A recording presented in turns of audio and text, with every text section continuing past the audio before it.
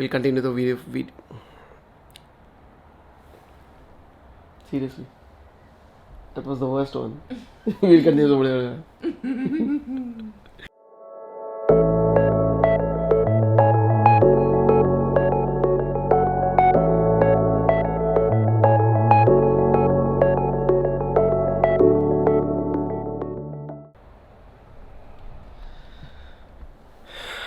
Good morning, सत श्री अकाल, जय जिनेंद्र।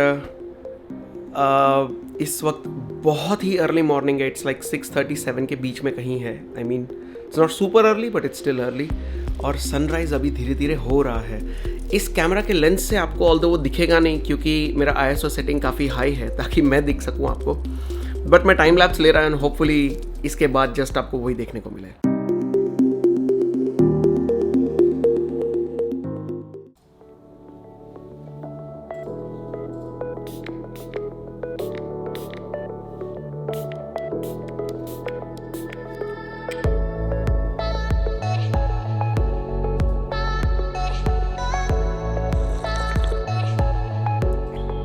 तेरे से वही बताने जा रहा था, तेरा बाल दिख रहा है यहाँ पे, वो लाइक ये देखो।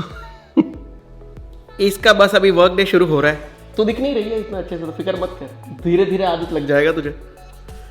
चलिए, हमारी वाइफ अभी काम पे लग रही है और अब हम भी काम पे लगते हैं। आज के ब्लॉग के लिए मैंने कुछ अलग सोच के रखा है, तो शुरू करते हैं बिना ज़्यादा बात किए इस वक्त, ठीक है?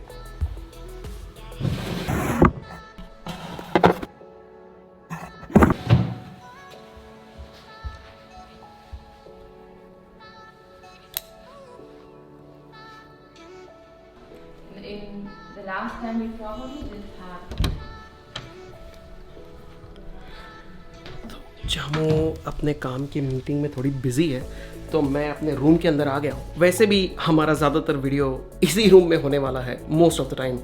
या तो मैं आपको कहीं बाहर टहलने लेके जाऊँगा या कहीं कुछ दिखाने लेके जाऊँगा, कोई चीज़ जो सिग्निफिकेंस की है। अब आगे आगे देखते जाइए व्लॉग्स, आपको पता चलते जाएगा। हावेवर, इस वक्त मैं आपसे जो बात करूँगा वो है एक शॉप की, एक फर्नीचर शॉप। अब ये कोई साधारण फर्नीचर शॉप नहीं है, क्योंकि ये है इकेया या आइकेया, आप जैसा भी प्रोनाउंस करें, ओके। ये एक बहुत ही बड़ा स्वीडिश फर्नीचर ब्रांड है और ये इंडिया में हैदराबाद में भी है और यूजुअली यूरोप में ज़्यादातर लोकेशंस में होता है। रॉटरडैम में भी है, मैं फिनलैंड में रहता था, हेलसिंकी में, वहाँ भी था। और इसकी खासियत ये है कि जब ये फर्नीचर बेचता है तो ये यूजुअली सिर्फ पार्ट्स में बेचता है। ये कभी भी पूरा फर्नीचर कंप्लीटली असेंबल्ड, जैसा आपको पूरा का पूरा टेबल दे दिया, चेयर दे दिया, इस तरह नहीं बेचता।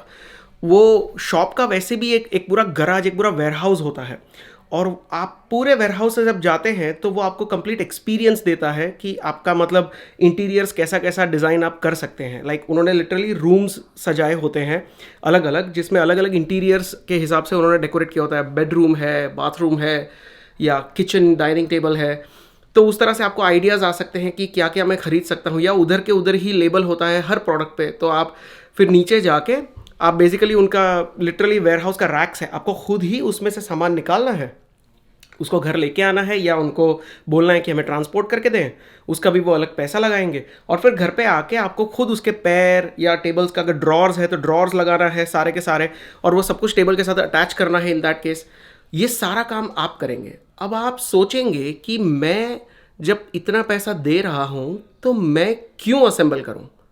करेक्ट, इस पे आगे हम बात करते हैं, क्योंकि ये बहुत ही क्लोजली रिलेटेड है to the 2011 research by some researchers, जिसका वो नाम दिए है द आइकेया इफेक्ट।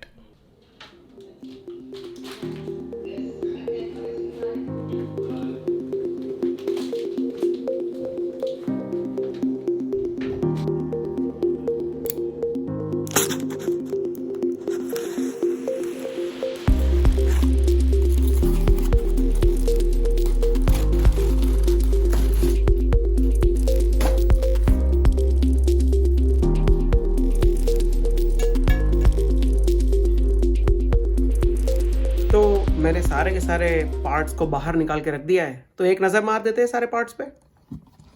ये है सारे के सारे जो टेबल के स्टैंड और उसको खड़ा रखने के लिए जितनी भी चीज़ें चाहिए फाउंडेशन के लिए, वो ये हैं स्पेयर के स्क्रूज़, ये हैं कुछ 8 एक छोटे स्क्रूज़, 6 बड़े स्क्रूज़ और फिर से 8 एक मीडियम साइज़ के स्क्रू, और यहाँ पे ये 4 कुछ अलग टाइप का थिंक कोई टाइप का ये राउंड मोशन करने के लिए है किसी चीज़ के लिए। आई एम नॉट श्योर, अभी तक मैंने देखा नहीं है क्यों चाहिए ये। और ऑफ कोर्स ये मेरा स्क्रू ड्राइवर किट है। ये दो यहाँ पे इतने बड़े से जो ब्रैकेट्स हैं स्क्वायर शेप जैसे दिखने वाले, ये है जिसके ऊपर मेरा टेबल खड़ा रहेगा और ये उसका बोर्ड है। सही, तो अभी इसी इंस्ट्रक्शंस को फॉलो करते करते हम बिल्ड करते जाते हैं। वैसे मैं आपको एक चीज़ बताऊं, क्राफ्ट या कोई भी टाइप की मैकेनिकल असेंबली अगर करनी हो तो मैं उसमें बहुत ख़राब हूँ, लाइक बहुत ज़्यादा ख़राब हूँ। अगर मैंने अपने आप को काटा नहीं या स्टैब नहीं कर दिया तो ये बड़ी बात है ये बनाने में। तो चलते हैं, मैं स्टेप बाय स्टेप तो नहीं पर बीच बीच में आपको दिखाते जाऊंगा कि मैं कैसे बना रहा हूँ। एंड अगर बीच में लंच तैयार हो गया तो एक लंच भी कर देते हैं।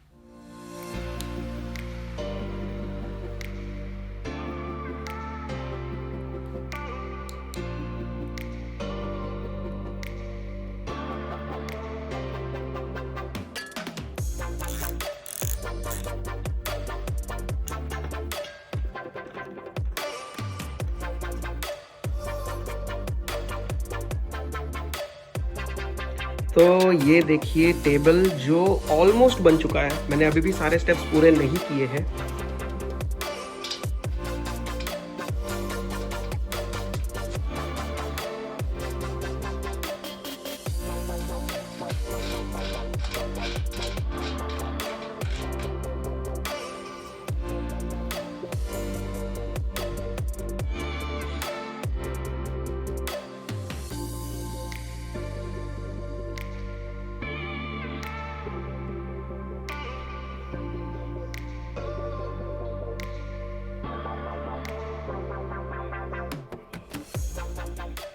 ये जो टेबल बनाने की मुझे खुशी हुई है ना, मतलब कि मैंने सिर्फ जो सेपरेट सेपरेट पार्ट्स थे, ये बोर्ड एक सेपरेट पार्ट था, इसके लेग्स एक सेपरेट पार्ट थे, उसके अंदर भी 2-3 पार्ट है टोटल मिला के, वो चीज़ है जिसको हम कहेंगे द IKEA इफेक्ट। क्योंकि IKEA is the first furniture store in the world जो फर्नीचर पूरा का पूरा असेंबल्ड नहीं बेचता है। अब मैं क्यों बात कर रहा हूँ IKEA इफेक्ट की? IKEA इफेक्ट एक इतना बढ़िया तरीका है टू नॉट ओनली, जैसे फॉर एग्जाम्पल कंपनीज जब भी आपको कोई प्रोडक्ट ऐसे ही बेच देती है, so they are giving you a value, right? They are giving you a value created by them directly to you. वही चीज़ अगर आप अपने बच्चों को देते हैं, फॉर एग्जाम्पल आप पेरेंट्स हैं, आप मम्मी हैं, आप पापा हैं, और बच्चे के साथ आपको रिलेशनशिप स्ट्रांग भी रखना होता है, तो आप उनको गिफ्ट देते हैं कोई कोई किस्म का, राइट? तो जब आप वो गिफ्ट देते हैं उन्हें, तो उस गिफ्ट का मज़ा किस चीज़ में है कि आपने एक बहुत ही बढ़िया सा हॉलमार्क का ग्रीटिंग कार्ड ला के दिया, या आपने बैठ के उसको मतलब कलर किया, डिज़ाइन किया, उसके अंदर अपने हिसाब से स्क्रिबलिंग किया, और उसका वैल्यू जो बनता है, उसका जो इमोशनल अटैचमेंट आपका बनता है, right? So you become the को क्रिएटर ऑफ वैल्यू। मतलब आपको एक ब्लैंक पेपर दे दिया गया है, आपको स्केच पेन्स वगैरह सब दे दिए गए हैं, आपको स्टेंसिल भी दे दिया गया है कैसे लिखना है, लेकिन जब आप उन सबको यूज़ करके अपने हिसाब से वो चीज़ बनाते हैं तो उस चीज़ की एक अलग ही अहमियत होती है। The perceived value is far more than the objective value of that outcome, right? तो ये चीज़ होता है IKEA इफेक्ट। मतलब अभी ये टेबल मैंने बनाया तो मुझे ऐसा पर्सनली नहीं लगता, but most often than not आपको फील होगा कि अरे ये तो मेरा टेबल है, मैंने इसके लिए एक पूरा दिन लगा के बनाया था। और वो मुझे इसलिए नहीं लगता क्योंकि मैंने इससे काफ़ी कॉम्प्लिकेटेड चीज़ें बनाई हैं मेरी वाइफ के साथ। So this is nothing as compare to the stuff I have done earlier, right? But यही चीज़ आप यूज़ कर सकते हैं अपने बच्चों के साथ। मतलब माँ बाप हैं तो आप अपने बच्चों के साथ रिलेशनशिप स्ट्रॉन्ग करने के लिए कर सकते हैं। कोई ऐसी चीज़ लीजिए या कोई भी ऐसे ऑब्जेक्ट लीजिए जिसको आप साथ मिलके बनाइए, ठीक है? साथ मिलके, और स्पेशली बच्चों को बनाने दीजिए। जब वो अटके तब उन्हें गाइड कीजिए और वो आए सामने से, वरना उनको बोलिए कि अच्छा ये ऐसे नहीं हुआ, तुझे क्या लग रहा है, क्यों ये चीज़ ऐसा नहीं हो रहा है, क्या दिख रहा है यहाँ पे, और यहाँ करेंगे तो क्या होगा। वो चीज़ का जो मज़ा है ना, वो मज़ा और कहीं नहीं है। एक तो वो मेमोरी बन जाता है, पूरा दिन मैंने लगाया ये चीज़ बनाने में। दूसरा, दे बिकम द को क्रिएटर्स ऑफ वैल्यू। तो आपको कभी भी ये नहीं बोलना पड़ता, पता है कितना महंगा होता है, उनको 100,000 और 1,000 रुपये में डिफरेंस क्या पता चलेगा, राइट? वो आपको पता चलेगा क्योंकि आपको पता है कि कितना मेहनत आप लगाते हैं। अगेन, कितना मेहनत आप लगाते हैं, how much labour you put into it to earn 100 rupees versus to earn 1,000 rupees, right? So ये भी वैसे ही चीज़ है। आइकिया इफेक्ट वहाँ पे बहुत काम का चीज़ है। और ये सिर्फ इंसानों में नहीं, और आइकिया इफेक्ट को अभी 2011 में निकाला हुआ पेपर के हिसाब से नहीं है, वो तो अभी का नाम है। आइकिया इफेक्ट तो ऑलरेडी जो प्रोडक्ट मार्केटर्स हैं उनको तो बहुत टाइम से पता है, साइकोलॉजिस्ट को भी बहुत टाइम से पता है ये चीज़। शाम का सडनली मीटिंग चालू हो गया, तो मैं सिर्फ ये बोलने जा रहा था कि मैं इसका नाम भूल गया था, जो आइकिया इफेक्ट को पहले जिस तरह से जानते थे और अभी भी जो मतलब साइकोलॉजिस्ट जिस चीज़ को टर्म को ज़्यादा रेफ़र करते हैं वो है एफर्ट जस्टिफिकेशन, विच मीन्स आपने अगर किसी चीज़ के पीछे एफर्ट लगाई है तो that will justify your perceived price, your perceived value for what ever outcome that you have put effort for. जैसे आप गेम के अंदर मेडल्स और बैजेस के लिए जो एफर्ट लगाते हैं, तो वो मेडल और बैज उसका जस्टिफिकेशन आपके लिए होता है कि वो मिला, मतलब मैंने जो किया उसका आउटकम ये है and that is valuable for me. भले कोई नॉन गेमर के लिए उसका कोई वैल्यू ही नहीं है, लाइक उसके लिए कोई फ़र्क ही नहीं पड़ता है क्या ही आप कर रहे हैं, राइट? ये है एफर्ट जस्टिफिकेशन। और ये चीज़ आप रिलेशनशिप बिल्ड करने के लिए बहुत अच्छे से यूज़ कर सकते हैं। अगर आप कोई प्रोफेसर हैं तो अपने स्टूडेंट्स को कोई चीज़ सिखाने के लिए यूज़ कर सकते हैं। अगर आप पेरेंट्स हैं, मदर एंड फादर, आपका अपने बच्चों के साथ टाइम कम निकलता है तो इसलिए बॉन्डिंग थोड़ी कम होती है, तो जब वीकेंड होता है या ऐसा कोई वक्त होता है तब आप इन चीज़ का प्रयोग कर सकते हैं। That really really strengthens the bond as well as creates really good memories, fond memories, or becoming co-creators of value. They will always learn to do things by themselves rather than relying on someone else. That is the right implementation of the IKEA effect in my eyes.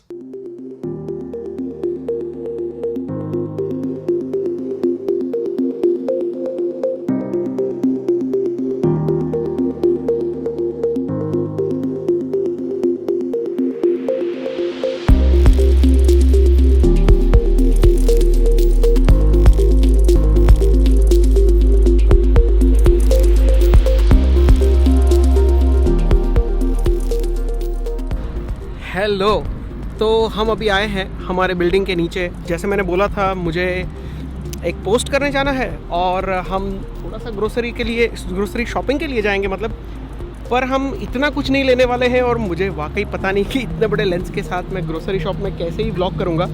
I mean after all आप भी समझ सकते हैं मेरा पहला ही vlog है ये रहा अल्बर्ट हाइन, मतलब वो नाम है पूरा अल्बर्ट हाइन, HEIJN। मैं अभी भी डच में एकदम कच्चा हूँ, सो सॉरी स्पेलिंग नहीं जानता ठीक से, बट सो हम अभी बस घुसेंगे अल्बर्टाइन के अंदर।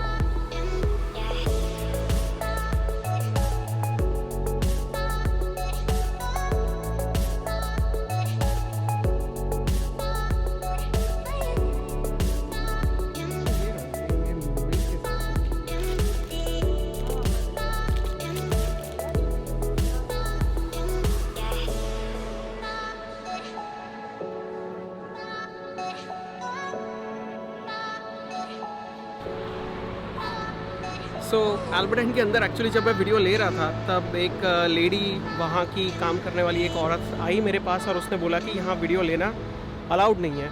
सो आई एम सॉरी, मैं आपको उससे ज़्यादा दिखा नहीं पाया जितना मैंने अब तक लिया है। ऑल्दो मुझे ये कहीं पे लगता नहीं है कि एक ग्रोसरी स्टोर में वीडियो लेना अलाउड नहीं होता है, बट आई थिंक वो मेरा बड़ा कैमरा और बड़ा लेंस देख के शायद डर गए, तो I understand that. So I will not be taking another videos in grocery shops with this camera. मैं शायद मोबाइल से लेने की कोशिश करूँगा, अगर वो अलाउड हुआ तो।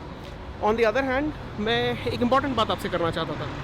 मुझे चामू ने अभी अभी बताया कि इंडिया में वीगन का मतलब शायद ज़्यादा लोगों को समझ नहीं आता होगा। तो वीगन का मतलब ये होता है कि आप मतलब ऑफकोर्स एग वेग तो भूल ही जाइए, पर आप मिल्क और डेयरी प्रोडक्ट्स को भी अवॉइड करते हैं। वो इसलिए ताकि पशुओं को जो हानि होती है दूध निकालने में, प्लस उनके गाय के बछुए को नहीं मिलता जो दूध, तो उसकी वजह से जो उनको जो पेन उत्पन्न होता है उसको अवॉइड करने की कोशिश है ये। और फ्रैंकली मिल्क आपके चाइल्डहुड ईयर्स के लिए एसेंशियल है, उसके बाद मिल्क एक्चुअली एसेंशियल चीज़ नहीं है बॉडी के लिए। ये बहुत इंपॉर्टेंट क्रिटिकल इन्फॉर्मेशन है जानना। I mean yogurt is separate thing, लेकिन मिल्क एसेंशियल नहीं होता आपके बॉडी के लिए। फिर जो आप पी रहे हैं मिल्क, वो एक्चुअली आपकी आदत है। इनफैक्ट काफ़ी लोगों को इसलिए थोड़ी उम्र होते होते कभी कभी लैक्टोस इंटॉलरेंस आ जाता है, जिसकी वजह से वो कोई भी मिल्क या मिल्क डिराइव प्रोडक्ट्स नहीं खा सकते या पी सकते। आपको ही फोकस में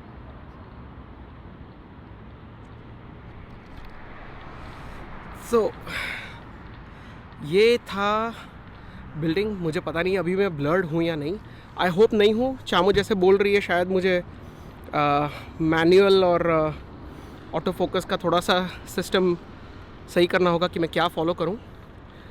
बट अज्यूमिंग कि मैं ब्लर्ड नहीं हूँ, I am going to continue saying ये जो हमने अभी 2 बिल्डिंग दिखाए बड़े बड़े वाले लंबे, मतलब वो है हमारा बिल्डिंग। और उसी बिल्डिंग के 21वें माले पे मैं और चामू रहते हैं। और वो बिल्डिंग के 24 माले हैं। तकरीबन 800 फ्लैट है ये 2 बिल्डिंग्स के बीच में, और 60 फ्लैट उसमें से इंडियंस के हैं। एटलीस्ट 60, मतलब जो नए इंडियंस आए हैं उसका तो हमने अब तक गिना नहीं है, क्योंकि वो व्हाट्सएप ग्रुप में नहीं है अब तक, क्योंकि शायद उनको पता नहीं है।